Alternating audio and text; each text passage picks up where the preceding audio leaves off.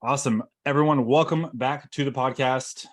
Lots of special guests lately, lots of special guests coming up. We got another one today, Mr. Jorden Pagel. Am I saying Pagel right? Pagel. Pagel. I knew, as I said, I'm like, this isn't right, but it's okay. We won't try to do my last name instead because that's just a whole jumble of words. But no, Jorden is an online coach who helps busy professionals, get in shape, improve their performance, and optimize their health. Jorden, my man, thanks so much for taking the time to come on the podcast. Thank you for having me.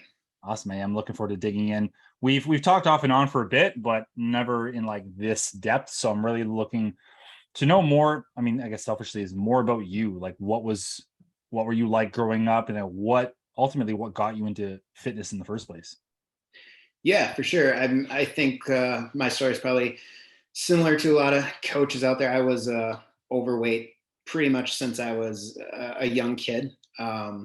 Growing up in Wisconsin, we have a lot of cheese and fried foods and stuff like that. So I'm sure that didn't help. But I was overweight most of my life. I played sports, but was never really one of the stars, or was pretty much sitting on the bench a lot of the time. So I wasn't really athletic or anything like that. And I kind of just I don't know. I think I just kind of felt like I was going to be out of shape my entire life. So fitness was never really much a part of my life unless it, had to be for football or something like that. So went through college, just kind of doing my thing. Eventually graduated, moved back home to the town I was from in Wisconsin to take a job working in sports, actually. And just kind of out of boredom got into going to the gym more consistently. I went to a local YMCA, and they had like a hot tub and a steam room and kind of stuff like that. So that was cool, like hang out in on my off days. And eventually I kind of just was like, oh, I'm at the gym, I might as well just do something to kill some time. So, I started off, I think like a lot of people do, just like doing a bunch of cardio. Had a bad experience weightlifting in high school. So that was something I kind of stayed away from at the beginning. But, one of the guys there, like, gave me a program that he had followed and had gotten in shape. So it got me into lifting, and slowly, I wasn't super consistent, but I was, slowly starting to see some results. And I was like, oh, this is like, I don't know why all of a sudden for like the 50th time, I'm finding this much easier than I did before. But so I just kept with it. And eventually, from the exercise came like, oh, okay, I think I need to start probably eating a little bit better too. So did my own research into different diets and methods and stuff like that, and played with that. And it took about 4 years of being on and off, but I eventually lost close to 100 pounds. And when it came time for a career change, I already had a lot of people asking me, oh, like, oh, what did you do to lose the weight and all that kind of stuff. I'm like, I follow a lot of fitness professionals, this online coaching thing. Like, I want to help people experience the same thing that I did. So I kind of, that's when I started my business back in 2014, and have been coaching people ever since. That's amazing, man. We share a bit of similarities with sports. Now, like, I grew up playing hockey as a typical Canadian kid, but I didn't ride the bench that much, but it was, I didn't want to do any of the off ice stuff. I didn't want to run. I didn't want to work out. I was like, I just want to play hockey, even though I knew like I was slower than everyone else and I was heavier. It was one of those things where I guess I look back and I'm like, I wish I was mature enough to really put in the effort off ice, because some of the best players were always just, they were in shape. Yeah. That was not me. And it sounds like that wasn't you. You weren't into that stuff. No. And I kind of shudder to think, looking back, like, oh, how good could I have really been if I like knew then what I know now, and just like, how I don't necessarily easy it is, but just, being consistent and knowing what to do. Like, oh, how good of an athlete could I have been? How far could I have gone if I wasn't that stubborn or mature kid, like you said? Yeah, it's that hindsight, right? And I'll never forget. I was playing pretty high level. I think I was about 15 or 16, and we had to do this like track a bunch of drills, and I was dreading it because I was a rookie on the team. A bunch of guys were older, faster, in better shape, and I actually outlasted a lot of them on the endurance. And I was like, if I had pushed myself like this more often, like I could have actually did a little bit more here. But even the coach was like, where is this coming from? So it's like this spurts of like, I could do things if I really wanted to, but it took like, it's similar for you. Like I didn't lose 100 pounds. For me, it was more like 40 or so, I think, over a couple of years, where it took me, and I'd love to hear more about yours, is like just trial and error. Like for me, it was like doing a bunch of these style of workouts. I had a personal trainer, but he was more like bodybuilder, but then he also would work in some calisthenics and hockey style training. But I was doing all this kind of stuff. But the one thing for me was the diet. Like I never really focused on it. I would just like, yeah, I'm working out so hard, I'm just going to eat more. And if anyone listening to this knows, that's not helpful at all.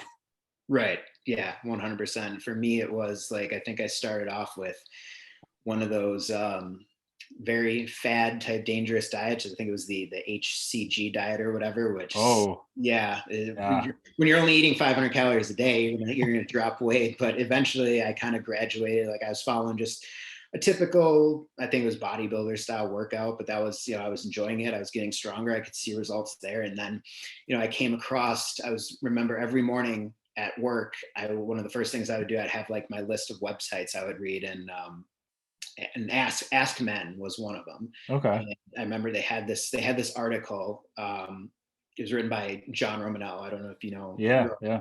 not in the fitness industry anymore, but he became a mentor to me eventually. But it was an article by him about intermittent fasting. And I remember reading it, I'm like, seems pretty simple. Like this is something that I can do. So that's really what I got started with as far as nutrition, was just doing fasting, and saw results with that. And eventually that, that fasting rabbit hole led me down to like a bunch of other fitness coaches, and learning more about the actual nutrition portion instead of just the fasting. So that kind of just like, it's funny how you kind of go down, just one little rabbit hole, and that just opens up everything else. And that I've always, I've told John this multiple times, like that article for me, I always consider was like my real first, what really got me into fitness and led me to where I am today. Cause it was just something that clicked reading that. I'm like, oh, this is something that I can actually do and stick to, I feel like.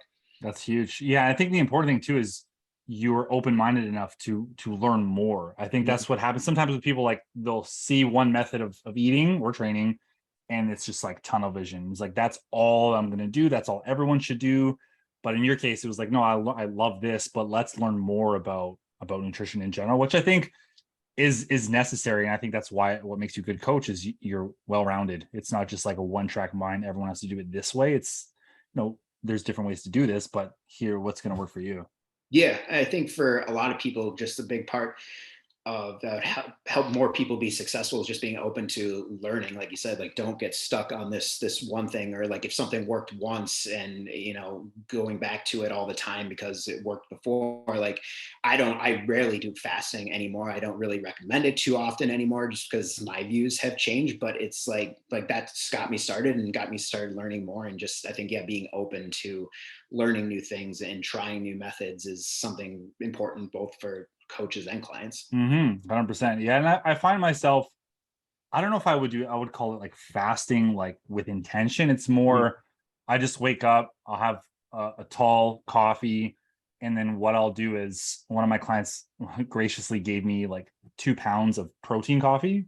Okay. So it's like a little bit extra coffee flavor plus some protein. So that'll last me, a couple hours while I'm just working away at the computer. I have calls. And then when it's time to eat, I'll eat. Like I think it's just kind of what's worked for me. I also really like to eat big dinners. I feel like that's just my personality. It's just like when the workday is done, sitting down with the family, I'm going to eat. Yeah. And I can just relax. I don't know what you're like with food.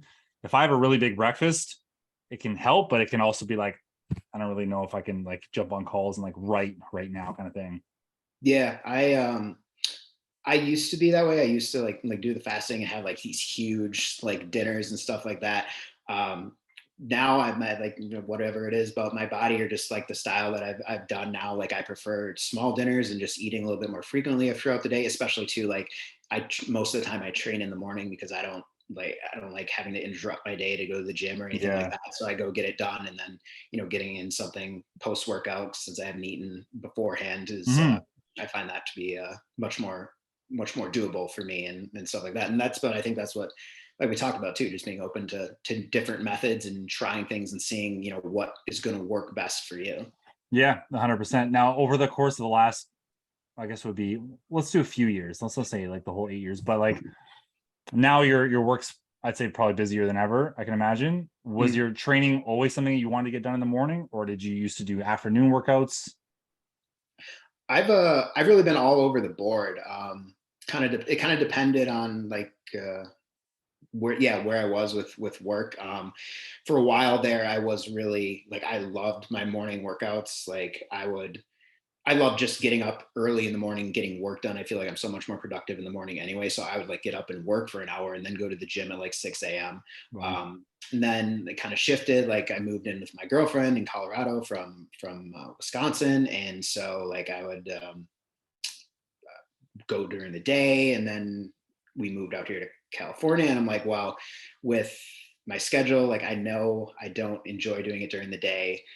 I haven't gotten up in a year or in years to go to the gym, but this is something I got to make myself do Mm. because it's just like, well, especially too, like with the gym we have here, like if you're not there at 5 a.m., you're not getting equipment for a long time. So just from Uh, a time standpoint too, like I have to get it done in the morning or I'm going to go there, get annoyed, frustrated that I have to be there for 30 minutes longer. So it's like that's what works best for me. And I think like again, that's just something like trying to help people find what works best in their schedule is part of the whole process. yeah. So like with your clients, I guess depending on their schedule, that's when you'd help them formulate their training. If they have to work all day and they can only make it in the evening, you kind of help them strategize on how to do that.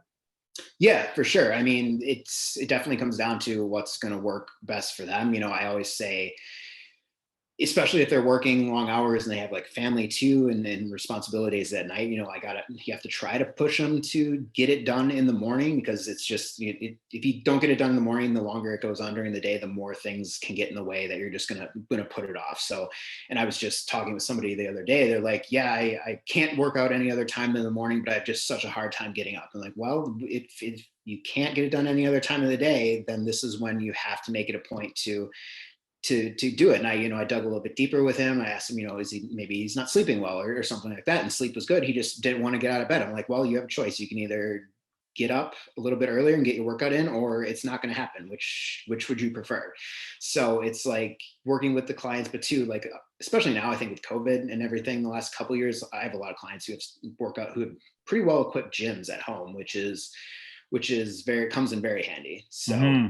just depending on when it works best for them, helping them fit it into their schedule and kind of helping them then optimize the rest of their lifestyle around that too, to make sure that they're eating at a good time to help make their training and recovery more effective and not interrupting sleep and everything like that. So it's just piecing that piece of the puzzle to together with everything else. Yeah, no, that absolutely makes sense. I'll tell you firsthand, I loved building my home gym, but it's been a gift and a curse at the same time because it's very easy to not do your workout in Yeah. when my desk is right here, my gym's right behind me, the kitchen's upstairs, the dog's upstairs. Like there's all these other things that can pull me away.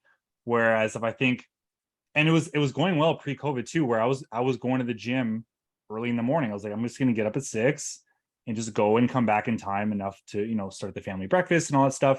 But it got me out of the house, which was just once you Yeah. leave, like if you're gonna go to the gym, once you leave the house, you're going. It's not Yeah. like you're gonna leave the house and do something else. You're gonna go to the gym. So it's like it's been great that I can just pop back there and get a workout done. But at the same time, I'll find myself wavering of like, I got like this to do, but I need to do that. So it's like this internal fight with the home Mhm. gym.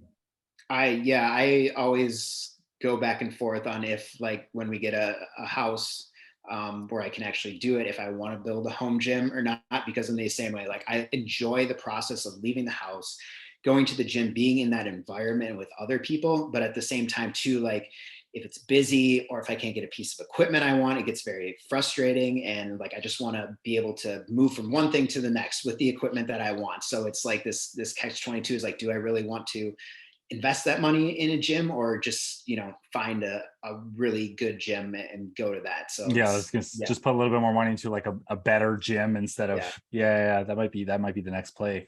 Yeah. And when we talk about home gyms, did you work directly with Eric? Like, were you guys partners in a program? I forget what was going on a few years back.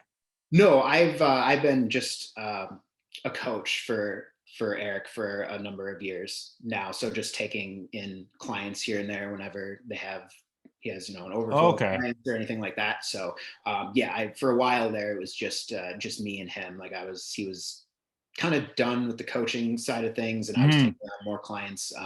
And so that's just kind of just been just another side thing that I've been doing for a while, since, he and I have a good relationship and have been friends for a number of years as well. Yeah, because I remember like before we first connected like 101, I remember seeing your name in and around like the social media world because I worked with Eric. He was a business coach Yep. back in 2017. So I remember that. I just forgot about, you just reminded me about the home gyms. I forgot like what the relationship with you and Eric was, but great coach, working out from home, balancing it all. Do you find he ever needs help with his like programming, or like do you have to push him because he's working out from home too?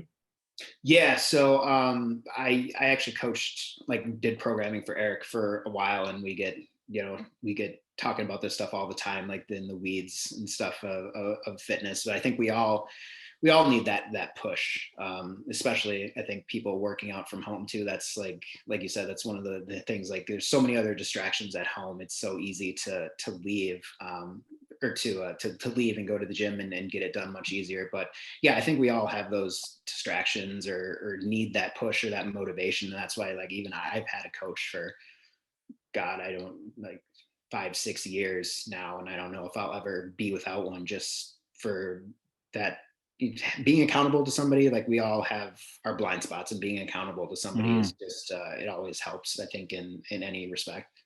Yeah, for me, it was more the reason I needed coaches is I didn't want to make my own programs anymore, and Yeah. I needed to be accountable because I don't know if you do this too, but I found myself tweaking my program as I went, Mhm. which I'd create the program and then on the day of, I'd be like, I don't know if I feel like doing this exercise today. Let's swap it, and then it became like I was just messing up the program. So I'm like, Yeah. I can't keep doing this anymore. Like, let's just let someone take care of that.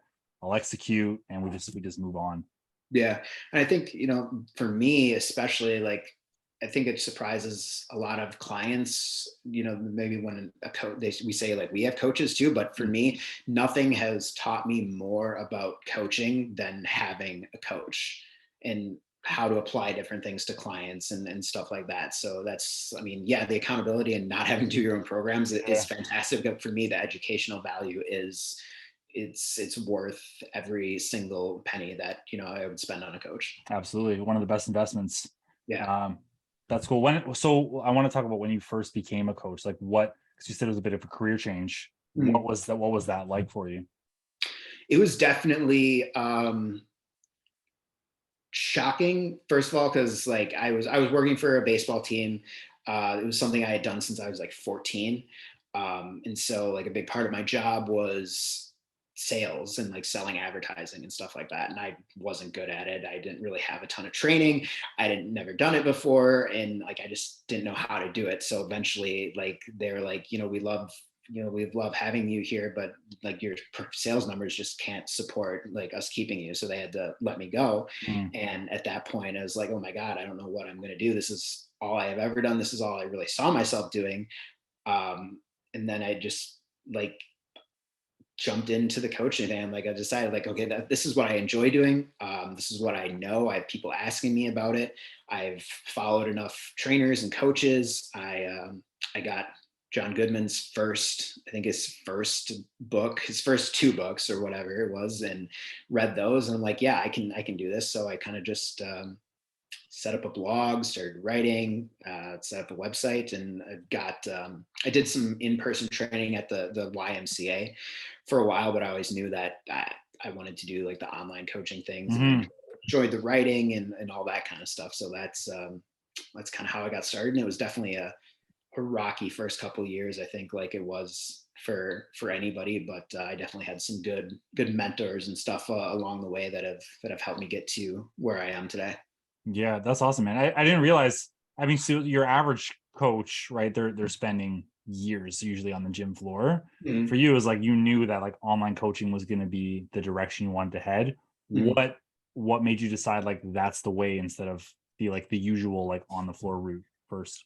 I'm very introverted person. Like, growing up, like, people would people, like, make jokes like, does he talk, like, to my parents, like, does he talk? So I've always been very introverted, probably some social anxiety stuff and as well. But that just was an avenue for me that I felt like I could connect better with people with writing. And, obviously through the years, I've gotten better at the in-person communication and that kind of stuff. But when I started, like, being as introverted and that being my preferred method of communication and stuff like that, that just felt a lot more natural for me. And when I saw other people doing it and being very successful at it, that I felt like that was definitely something that I wanted to go after.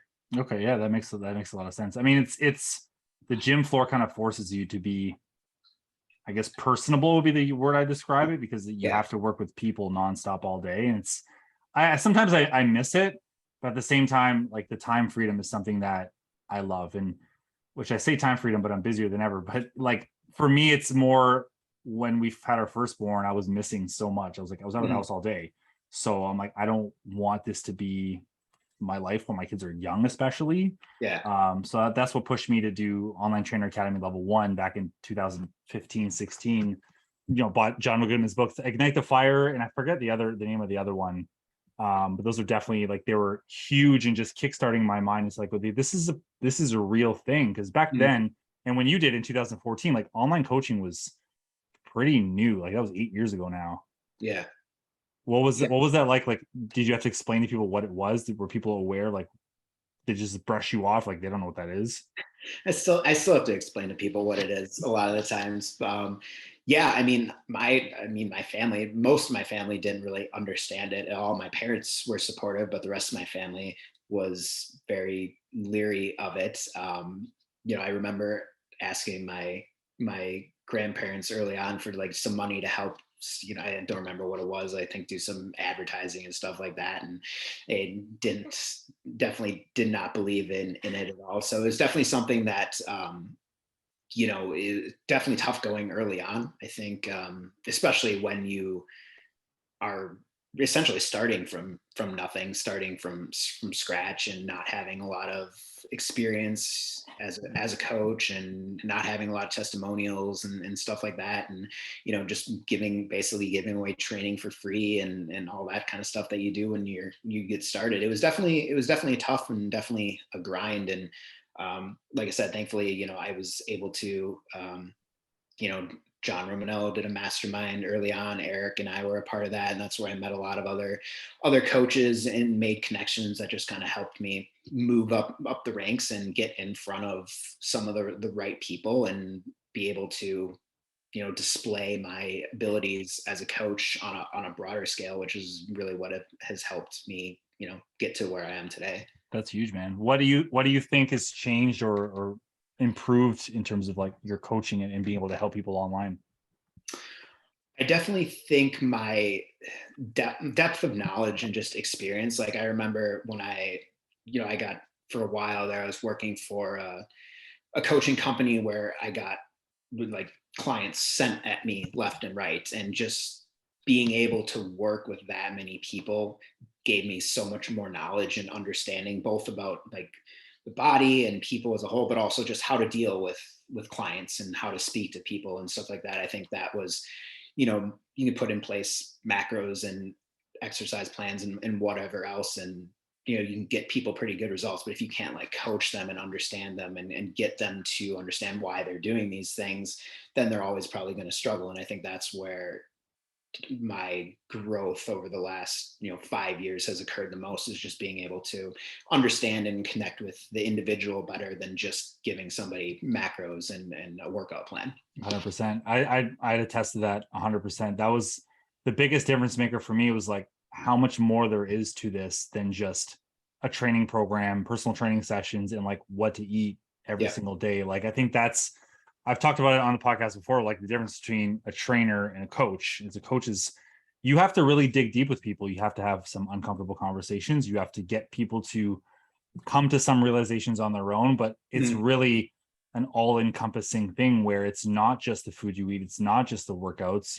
We talked a bit about stress, sleep, other things that are going to happen in life, and coaching people through that is the difference maker, I'd say, because, and again, you've been in the industry longer than me, like, workout programs are all over the internet, Yeah. right? They're all there, meal plans too. So it's like, that's usually not the missing piece. Mhm.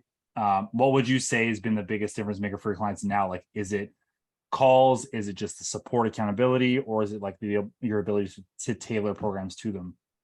I think I would say it's my ability to tailor the approach to them, because I think one of the things that I do more now, and I can thank one of my coaches for this, is just the depth that I go into with clients in their check-ins. So obviously not just looking at compliance, but looking at things like energy and stress and digestion and sleep and all those other things that, most people don't really think of, but actually tie into, a person's success in a very big way. Sleep controls so much, stress impacts so much. Like, being able to look at those minor details on a much more in-depth scale, I think helps me to be able to tailor approaches to clients that benefit them much more. So, if somebody is overly stressed, maybe we have to pull back training a little bit, and they're sluggish and struggling with energy, just to, get them feeling a little bit better. If they're having digestive issues and they're stressed out all the time, okay, that's, you can't continue to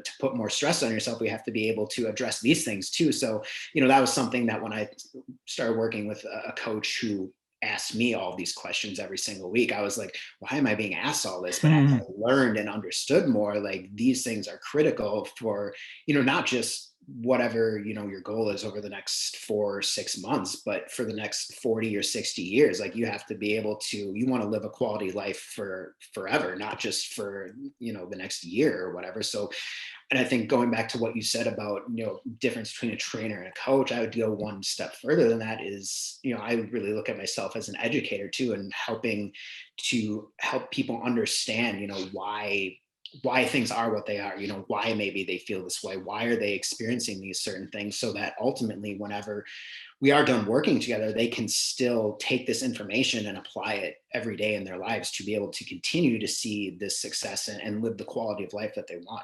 Yeah, that's the thing. I think we need to teach. I think that's part of it, because most people, I think, that come into my coaching program, and maybe it's the same for you, maybe it's not, but most people have tried this, that, and the other thing coming in. Mm-hmm. So it's like, how do we reprogram? And what worked then didn't really work, right? If you can't mm-hmm. sustain it. So it's like, we need to make something that works with your lifestyle, but something that you're gonna be able to keep up. Because at the end of the day, 12 weeks is not gonna like make or break 20 years or 12, like, you know what I mean? It's gonna be a lifelong thing, where I say to clients all the time, if I text you next year, 2 years from now, I want you to be in a better place than you left my program. Like, for me, I don't want to have someone unravel after they leave. I think that's bogus. Like, they can do that without me. I don't want to be that person. But longevity it's not sexy to talk about, I think, on social media, because it's, we live in a very instant gratification kind of society, where thinking 20, 30, 40 years down the road, it's like, I got time for that. Like, I got, and then if you talk to anyone in their 40s, 50s now, which I'm sure some of your clients are, it's like, I wish I took care of this 20 years ago. Right. Yeah. 100%. I think like we talked about earlier, it goes back to, a little bit of reprogramming too. I'm sure you've experienced, a new client coming to you, and they want different results than they've gotten before, but they're attached to their old way of doing things. And they're asking, why aren't we doing this? Like, I thought carbs were bad, or something like that. It's so much about, reprogramming people to that longevity mindset, that it's not just, maybe they signed up for 16 weeks of coaching or whatever. Like, we're going to focus on doing everything we can to help you in these 16 weeks. But what about the next 16 years? Like, you can't just focus, like you said, it's a lot of instant gratification, but you can't just focus on the now. You have to focus on what do I want my life to look like, when I have grandkids. Like, I want to be around to see them and experience that and all that kind of stuff. I don't want to be suffering with health issues and all the things that, like you said, I think a lot of people in their 40s, 50s, 60s now experience, wishing they could have done something or knew how to do something about it sooner.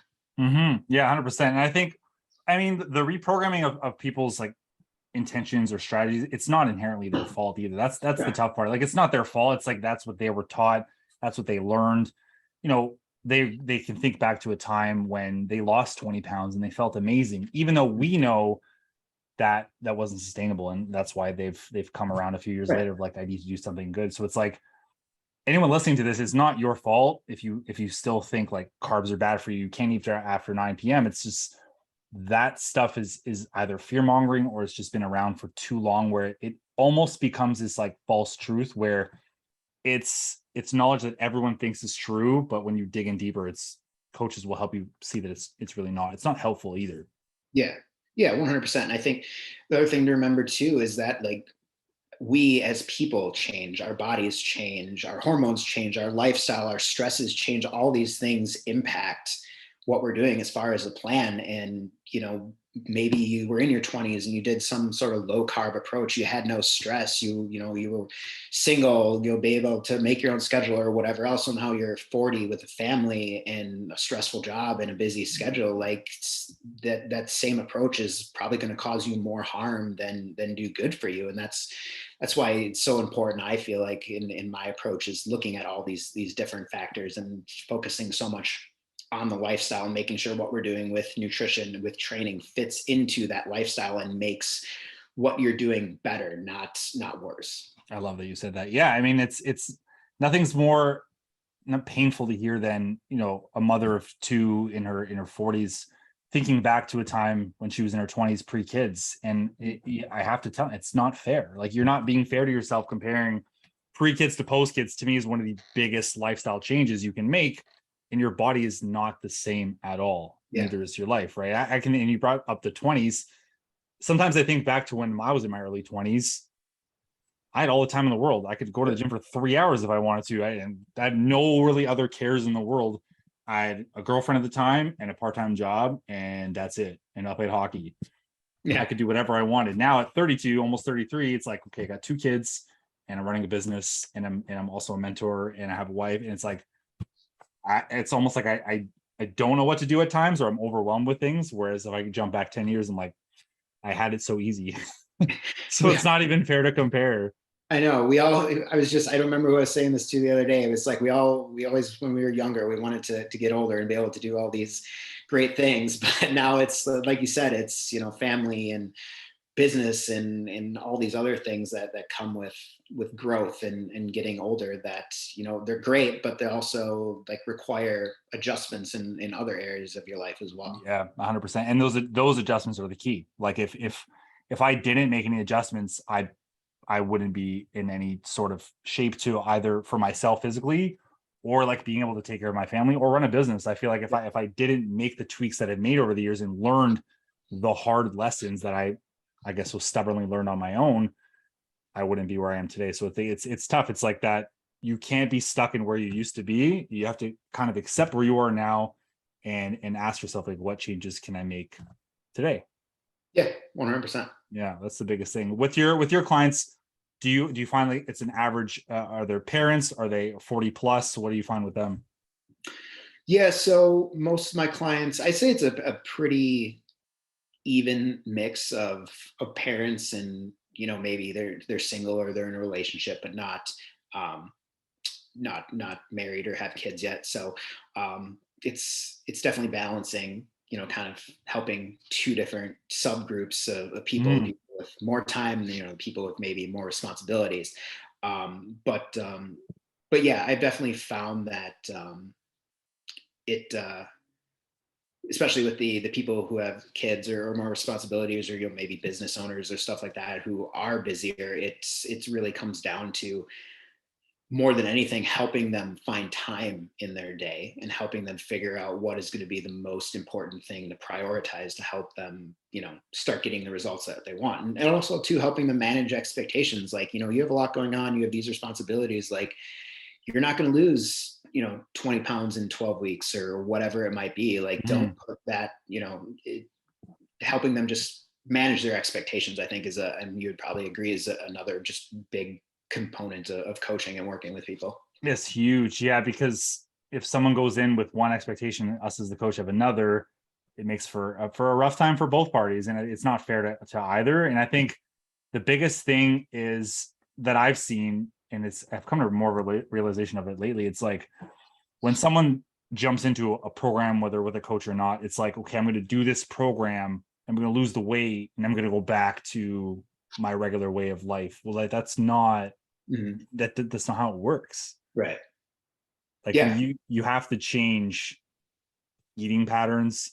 I think mostly it comes down to changing your mind about Mhm. how you live your life. And that's probably the hardest thing, right? Telling someone, I had this conversation the other day, telling someone to change their sleep routine is probably one of the hardest things, because we're so ingrained with how we fall asleep or Mhm. how we wake up or what times. It's like, that's one thing that's almost like taboo sometimes. Like, no, I will not do that. Or I always fall asleep with my phone. It's like, we can't do that anymore.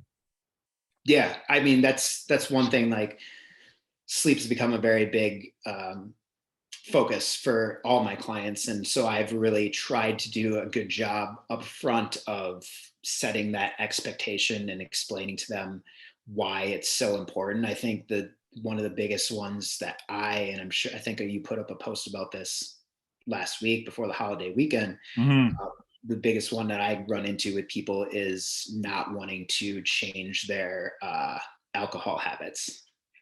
And That's a tough one. that is definitely, I don't know why people attach drinking so much to themselves personally, but it can often be a very tough conversation with people to help them understand why this, one, it's not going to support your goals, but also it's like alcohol of any amount is not healthy. Like the healthiest amount of alcohol to drink is zero. Yeah. And like that's a hard truth, I think, for some people to understand. So it's definitely like, yeah, we talked about just helping. The challenge a lot of times is not, I think, getting people to necessarily eat better, because I think inherently a lot of people know what they should and should not be eating most of the time. Yeah, there are some habits that around that need to be improved, but a lot of it is improving those other habits, because when Mm-hmm. you're sleeping better, you're feeling better, you have more energy, it's easier to go to the gym, you don't feel as stressed when when you're not drinking, you're sleeping better and you have more energy. And it's like all these little things feed into making following your plan so much easier. Yep. It brings it back to what you said in the beginning about your own fitness journey. Like, you started going to the gym, you started seeing some results. You're like, well, since I'm working out and I'm feeling better, I should start eating better, right? Mhm. It's the trickle effect. And I think with the alcohol thing, I think some people, and I'm not coming down on anyone for alcohol. Like, Yeah, I drink occasionally. It's to each their own. It's kind of my yeah. approach. But I feel like a lot of people just we like to have an identity of ourselves. Mhm. So if I identify myself as a beer drinker, or I don't know what it's like in the US, in Ontario especially, there's a lot of snobbery around beer. There's craft beer drinkers, and then there's everyone else. Mhm. So I'm an occasional beer drinker. I like to have different beers. Do I know everything about it? Absolutely not. But it's like, I know if I'm having one with dinner a couple nights a week, that's probably the most I can do without negatively impacting my sleep, my Mhm. eating habits after that, and just overall how I feel. I recognize the days where I have a few too many, my eating goes to hell. Yep. Obviously, I've had liquid calories now from alcohol. So it's that tough conversation where I've had clients come to the realization on their own without me having to say anything about, like, I need to stop drinking. I feel like it's holding me back. I don't feel Mhm. good doing it. And when they do it on their own, it makes our job easier. It's the tough conversations like, do you need to have a drink every single night? Yeah. And then it's the why do you need to have a drink every single night? It digs in a little deeper, because like you said, it's alcohol is literally poison. Like, when you get down to the science of it, it's not healthy. No matter how Yeah. much the antioxidants push of a few years back, it's like Right. it's really not going to benefit you in any way, shape, or form. It's just alcohol is become as normal as coffee. Caffeine is a drug, which we all love, but it's that alcohol, whether it's a social thing, whether it's to get away from stress. How have you found, like, have you found that clients will just make those tweaks on their own, or you have to kind of talk with everyone's like, okay, it's time to kind of cut it down? Yeah, I definitely do. I would say a lot of clients do kind of make that change on their own. I think, those clients particularly, they understand, like, they're making these changes in other areas. They probably have a good understanding, like maybe they drink more alcohol than they should be, or that it probably isn't the healthiest thing for them. So, those clients, I will say, like across the board, I've never had a client cut back or give up alcohol for an extended period of time, like a month or more, and not see benefits from it and not feel like it was a great decision. Never once have I ever seen that somebody like, oh, I gave up drinking for a month and nah, I didn't like it. Yeah. I've never not had people see benefits from it. And it goes back to so many things like you talked about, like one of like, I love like a craft cocktail or something like that. Like, but like, I know the negative impacts that it has on me, particularly with sleep. Like I have my Oura ring here, and just looking at what one drink will do to a night of sleep versus normal night of sleep, like with heart rate and the depth of sleep and all that stuff, it's very eye-opening. And I think, like, going back to what I talked about educating with people too, is like, you as a coach, you're there, ultimately at the end of the day, you're there to present the client with the options. This is what is going to work best for you, allow you to reach your goals.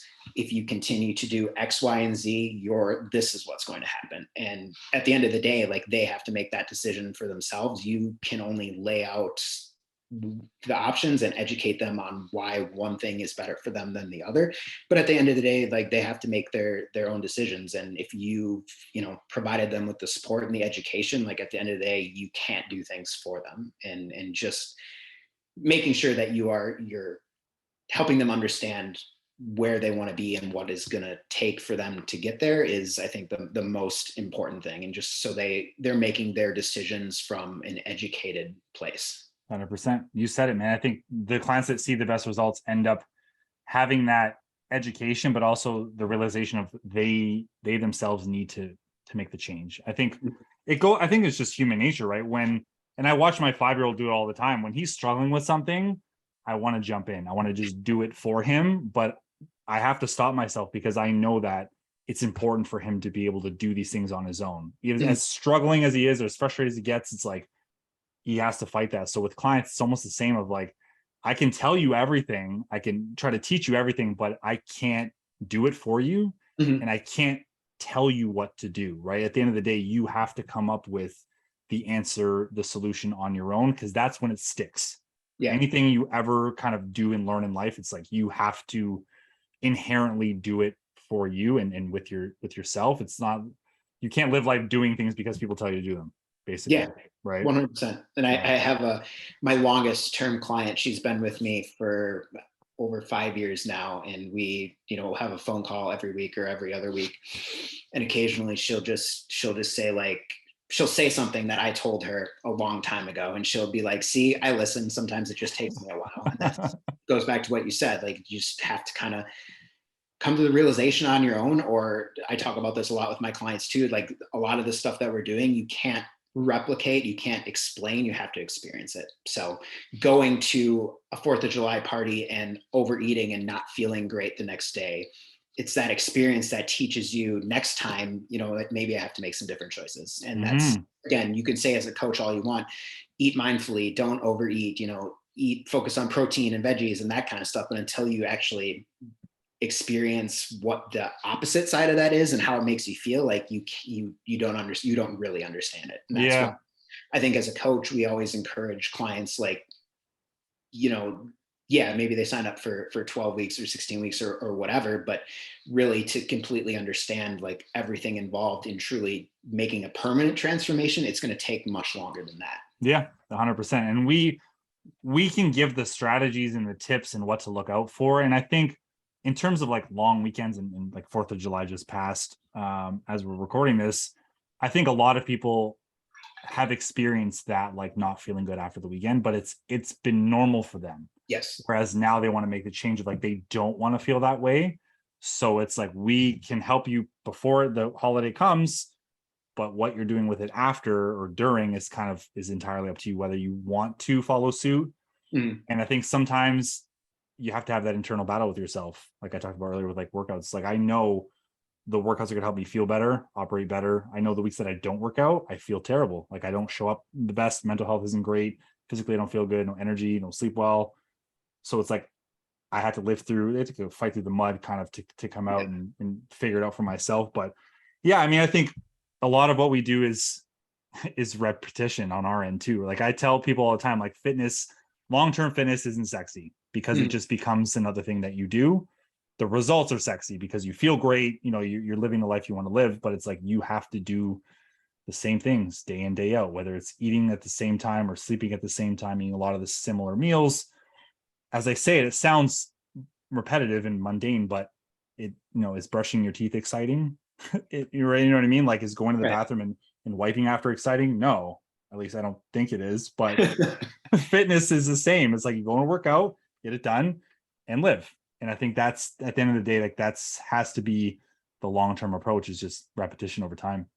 Yeah, I think you alluded to it there. It has to be not something you do. It has to be part of your lifestyle. Like, it's, if you want to, maintain success long term and live a higher quality of life, it has to be part of your life, not just something you do, like go to the grocery store one day because you have to. Like, you do it because it's just a part of your life. And that's where I think ultimately our job as coaches is to help people get to that point, and whether they continue to work with us after that because they enjoy not having to think about things and having someone do programs for them, like we talked about, or they feel confident enough, like, I can continue this on my own. I feel like I know what I'm doing. I can replicate this every day. Like, if we can get them to that point, then I feel like we've done our job.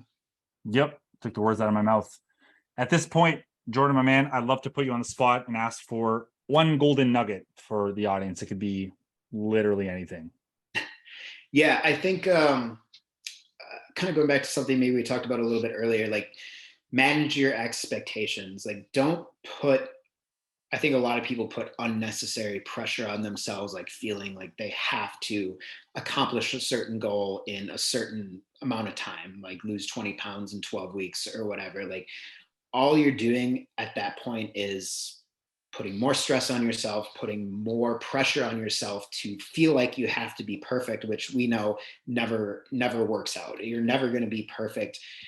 Focus on getting, even if it's just 1% better every day. Focus on continuously improving yourself. Look at what you're doing during the day. What can I do a little bit better? Maybe I was a little bit lax and had an extra, even if it's like a banana with peanut butter after my after dinner or something like that. Just look at the areas, like, what can you improve on every day? Can I, put my phone away before I go to bed sooner? Whatever it might be. Always don't focus on the end goal, focus on the actions that you need to achieve that end goal every day. Because I think, as we both know, when you do that, that is what is ultimately going to help you get where you want to go, not stressing out about, oh my gosh, I only lost half a pound this week, I need to lose 1.5 pounds next week to be able to reach my goal. Because ultimately you don't have control over those things. You have control over your actions. You have control over what you need to do every day in order to accomplish that goal. And I think that if more people would focus on that, they would have less pressure on themselves, they would cause themselves less stress, and they would make the process much more enjoyable and sustainable at the same time. I love it. Perfect mic drop moment, my man. Jorden, where can everyone find you online? The shameless plug time. Yeah, so you can find me on my website, sustainhealthperformance.com. I am on Instagram at Jorden Pagel. I am on LinkedIn at Jorden Pagel, where a lot of my clients are. So those are the two areas you can find me. If you ever have questions or anything else, you can reach me there, or you can email me at Jorden@sustainhealthperformance.com. Perfect. I'll link all that stuff in the show notes, because I will definitely, I'm not going to remember those off the top of my head, and neither will they, but I'll put all the links there for everyone. Jorden, thanks so much for taking the time, man. I really appreciate you coming on the podcast and just having a chat with me. Yeah, it was really enjoyable, man. Thank you. Thank you very much for having me. Awesome. We'll talk to you soon. Bye. Later.